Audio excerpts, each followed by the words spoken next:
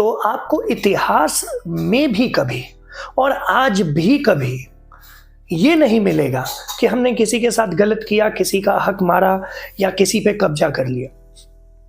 पूरे इतिहास में हमेशा बार बार आपको यही दिखेगा कि हमने हर बार सबके साथ बहुत अच्छा व्यवहार किया, उसके बावजूद हमारे साथ गलत होता है।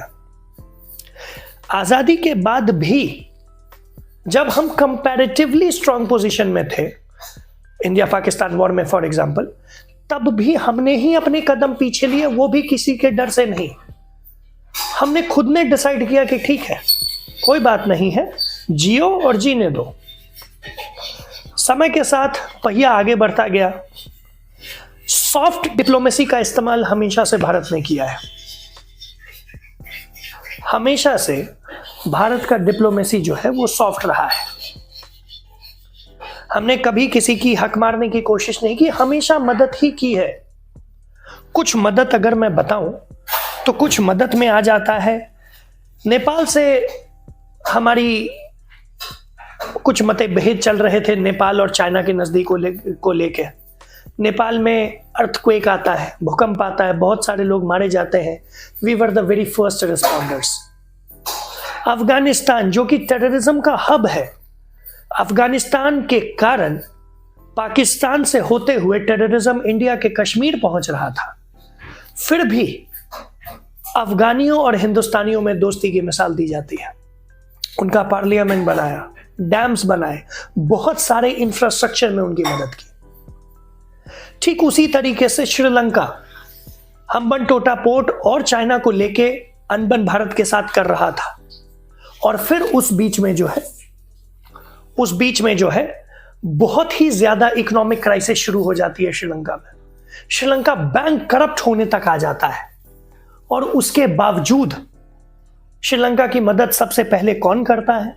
हम करते हैं। हम मदद करके श्रीलंका को यह फील कराते हैं कि हम उसके कोई सीजनल दोस्त नहीं हैं। हम मदद करना चाहते हैं और हम मदद करते रहेंगे। आप नेबर्स कभी बदल नहीं सकते, और इंडिया की हमेशा से पॉलिसी ही यही रही है, नेबर्स फर्स्ट की।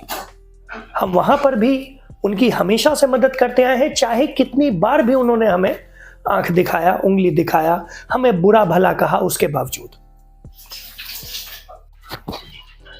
मालदीव्स एक आइलैंड नेशन है, बहुत छोटी सी दुनिया है वहां की। 5.25 लाख वहां की जो है आबादी कही जाती है।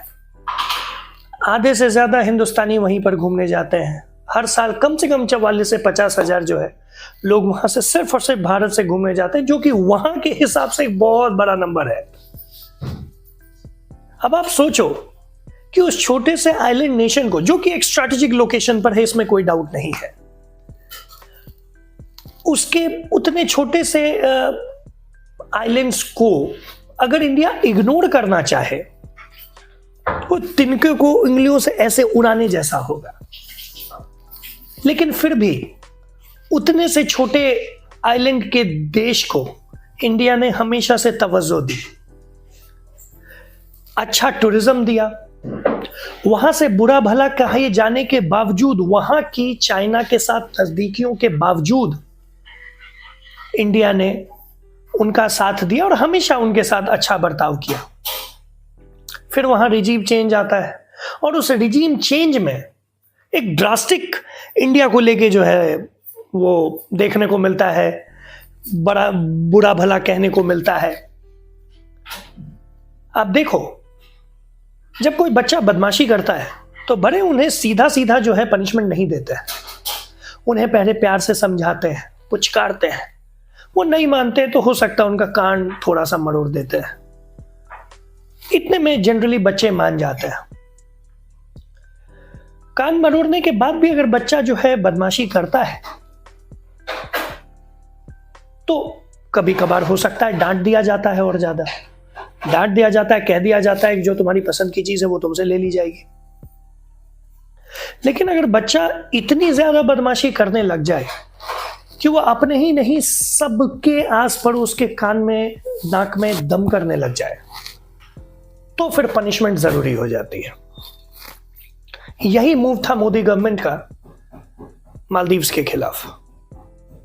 इंडिया हमेशा से सॉफ्ट पावर रहा है, इसका यह मतलब नहीं है कि आपको हर तरीके से हम वायदा देते जाएं और आप हमारे सर पर चढ़ के नाचो। ये दिन अब हवा हुए। इज्जत अगर दी जा रही है तो वापस में भी इज्जत ही देनी पड़ेगी। आप बार बार लाइन क्रॉस नहीं कर सकते हैं। अगर आप बार बार लाइन क्रॉस करते हैं तो आपके सांस लेने के तरीके को पूरी तरीके से बंद किया जा सकता है, लेकिन हम ऐसा नहीं करते हैं क्योंकि हमेशा से हम एक सॉफ्ट पावर रहे हैं।